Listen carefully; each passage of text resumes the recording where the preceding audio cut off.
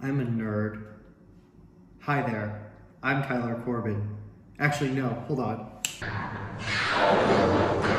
Cool guy Fonzie. Hi, I'm Deadpool. Hola, buongiorno, mi compadre sus muy caliente. Donde yo tengo un gato en mis pantalones. That's Spanish for hello, my wonderful and cherished friends, and welcome to the cooking show. Today we're doing a recipe from my very own cookbook. Have we reached peak cringe yet? I don't think we have. Ugh. And as long as I'm on this channel, I don't think we will. Today, we will be making a Crab Rangoon Chimichanga with a side of DP dip, which seems pretty similar to like, I don't know, you're about to see. So the first thing I would like to point out is that it calls for a food processor. I do not have a food processor. However, I have a coffee grinder, which will work the same for what we need it for. So for this recipe, we need garlic, only 3 cloves though. We need some chives, which I have some left over. Cilantro, parsley, which I will also be chopping, cutting board. This is a knife.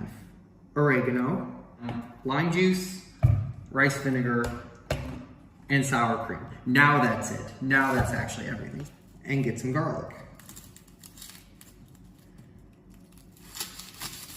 Remember, we only need 3 cloves of this. And pop these in here.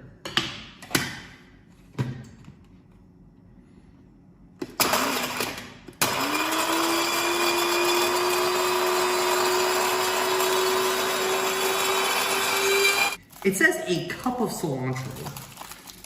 This is the wrong kind of cilantro for that.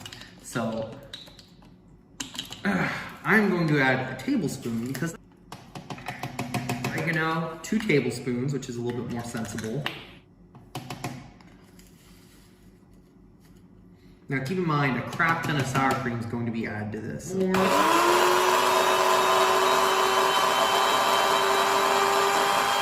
ahead and cut up my chives. Now, why am I chopping these up even though these are going in a food processor? Because these are not going in the food processor. This is going in a coffee grinder. So, bullshit is kind of acceptable. The parsley. Go ahead and try to roll it together. It's not really gonna roll together because I didn't take culinary class, unlike Haley. So, I'm not very good at rolling herbs together to cut them. What do you know? The parsley smells like parsley. We're gonna add some salt. It's basically to taste. Pepper is also to taste. Want lime juice. Unfortunately, I neglected to pick up a lime while I was grocery shopping. I have fresh lemons, I have fresh lots of other things. I don't have lime because I'm dumb. So we're going to go with 2 tablespoons of lime juice. 1 teaspoon of rice vinegar, of all things. I have this left over from when I made myself some onigiri. And then we're going to need 2 cups of sour cream. After I'm done food processing this, I'm going to move it into this bowl and mix it even more. I say as I get a big heaping tablespoon that is coming off the edge.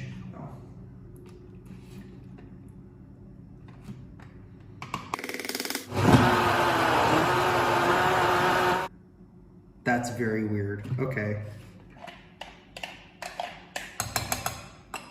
16. I'm an idiot. This is a 16-ounce container. 8 ounces are in a cup. This is 2 cups. I just wasted my time.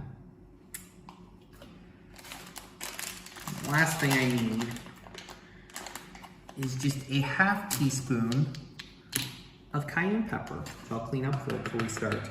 Isn't that right, Deadpool Bear? Yes, I am. You're hiding the ingredients because it's a goddamn mess. Yeah, I'm done. I just need to actually mix this together, which mainly consists of me solidifying this with the extra sour cream I have. Oh yeah, it's nice and thick. That's good. That's pretty good. I feel like this would be even better if you at home follow along with a food processor. Otherwise, here's our dip for later. I'm going to refrigerate this, and I will see you when I'm all set up for the chimichanga. That was a reference to the menu, because I literally just clapped like a jackass. Good reference, right? Anyway, we're going to begin by preheating our oven to 250 degrees. Why? When we're frying chimichangas, it's a very odd thing to do. Well, hold your horses, you'll see. I already washed my celery, and I'm going to slice up my celery and add it to a bowl. You're going to need 3 different bowls for this. Now, how much celery, you ask? A cup's worth. How much is a cup's worth? It's good enough to fill a cup. Just watch. Second half cup, that is now a cup of celery. The rest of this can go in the trash. These are bad. Oh well. Now, this calls for 4 scallions. Now, these are very, very small scallions, so as such, I'm using 7. We're going to add this to the celery.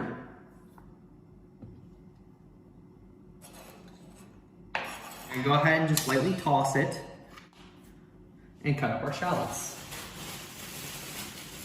You need but 1 shallot, and since I'm here in this country where things are different, this is my 1 shallot. It's weird.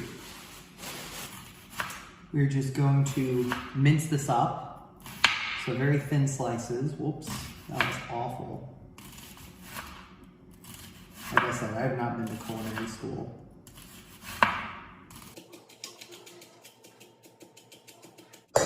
That's better. All right, shallot's done. 1 jalapeno.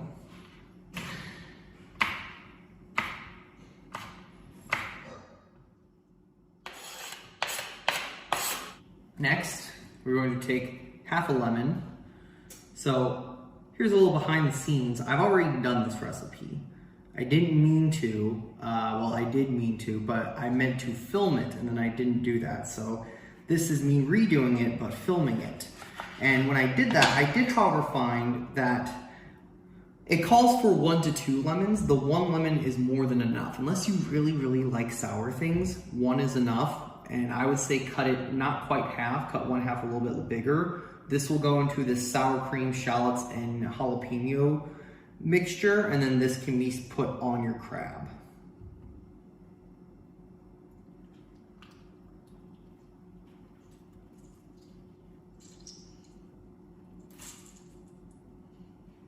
And this is cream cheese. Don't put sour cream in this. You want cream cheese for a Crab Rangoon.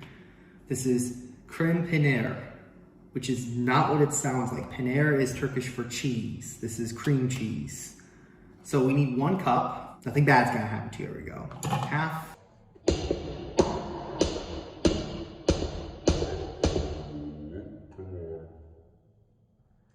Get another half.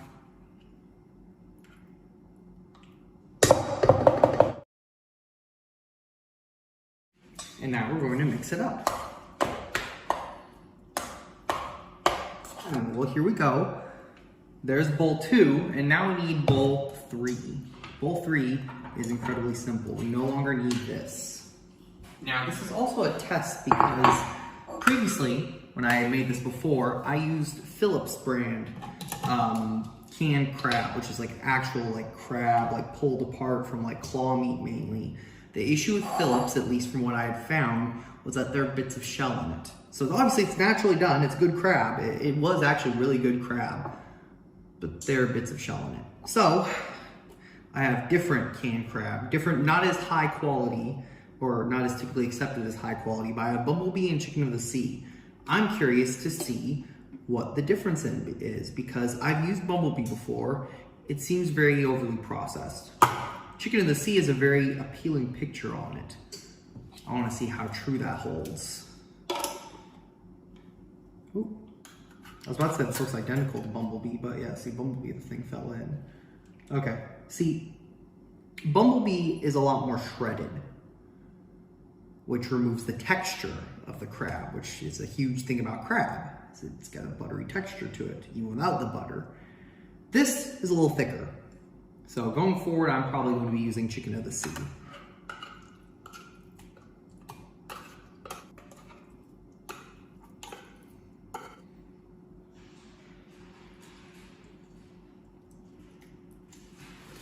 You take a tortilla. You smear. We're gonna make 6 of these, so you want 1/6 of the mixture on it. You're gonna spread it down. Make it nice and beautifully layer. Not too wide, not too thin. You want it enough that, like, once this is folded, it's in the shape already of what the chimichanga is going to look like. Then we're going to put 1/6 of the crab. It's not that much. Fold this over.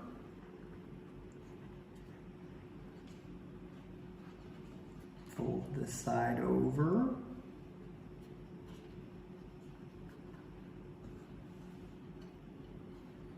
Fold this side over.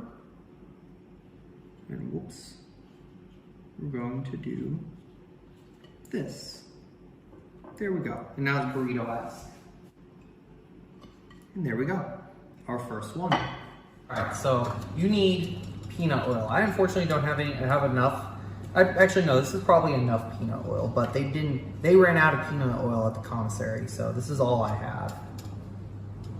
So you want all the peanut oil. We are frying these.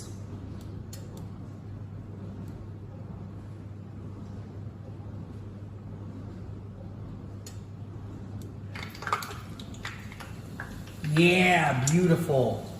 Let's see that. Yeah, see that? 15 seconds. Oh, Jesus Christ.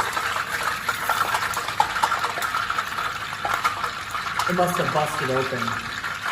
As soon as a foreign, like liquid gets introduced to it, it starts actually bubbling. So unfortunately, this piece busted open. However, before I start cooking the other ones and to give this a second to die down, I'll let you look at how this is cooked.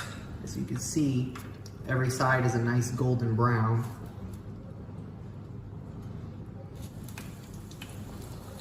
One, two, three. Well, maybe not, actually.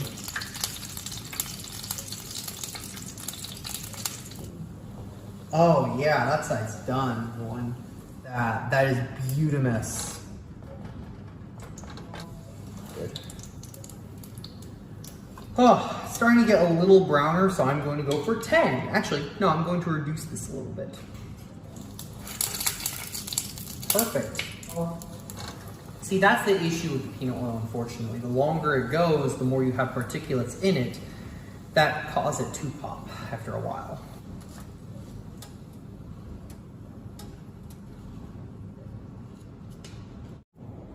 Now, the final thing, like I mentioned, you want your oven preheated to 250. All you're doing is warming the insides. So, I've had these in here. Unfortunately, obviously, as per usual, my phone does not have the best storage, so things keep popping in and popping out. So, I'm going to turn these once more, pop these back in once more, and then they will be done. And then we can eat. And now it's time to eat. As you can see, I poured myself the DP dip in the side. I've made myself a lemon drop. Teddy Pool is here.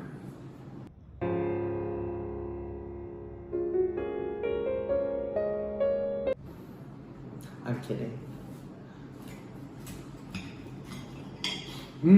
Cutting that open, I smell a crap ton of cream cheese.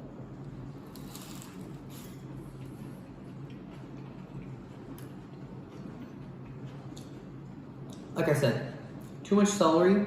Surprisingly, I think that's enough crab. You could add more crab if you want to, but I don't think you need to. It's definitely a lot of celery though. I don't understand that. other than obviously just to fill the recipe.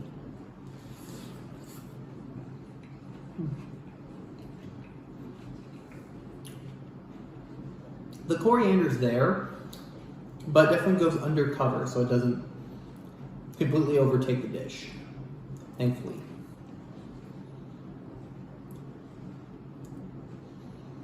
It's a lot. It's a very thick dip.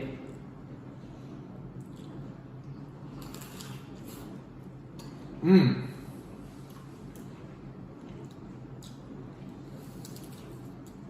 Mmm, that's really good.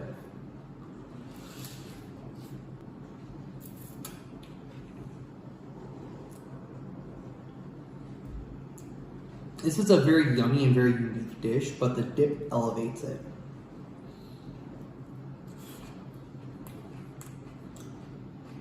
So I would say make this, but primarily make the dip and use it for things like, I don't know, probably goes good with Ruffles. Yeah, thank you for watching.